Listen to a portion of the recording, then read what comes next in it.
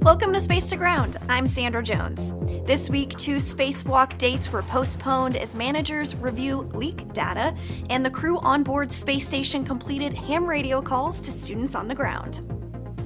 NASA engineering and flight control teams are continuing to review data and video associated with a coolant leak from a backup radiator on the station's Nayuka multipurpose laboratory module, which occurred on October 9th. 2 United States segment spacewalks originally scheduled for Thursday, October 12th and Friday, October 20th have been postponed until the review is complete and new dates will be announced later. The leak has now stopped, as was reported by Roscosmos flight controllers and evidenced by NASA external station camera views, which show only residual coolant droplets. The primary radiator on Nayuka continues to work normally, providing full cooling to the module with no impacts to the crew or to space station operations. The backup radiator was delivered to the space station on the Rosviet module during Space Shuttle mission STS-132 in 2010.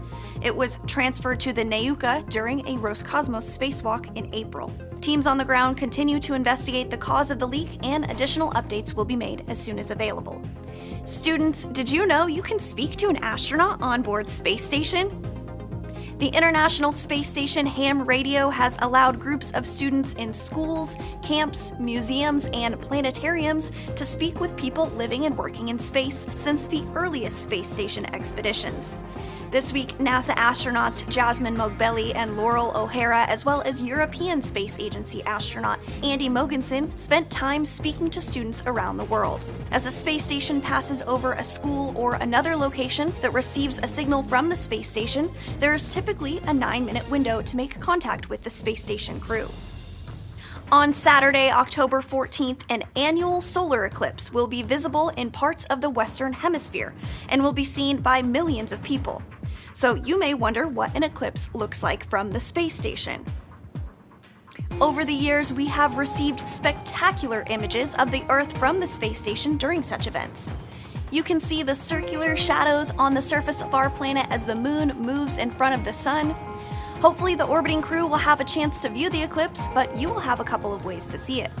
We remind you to never look directly at the sun without specialized eye protection designed for solar viewing, or you can join us live as the eclipse travels across the United States.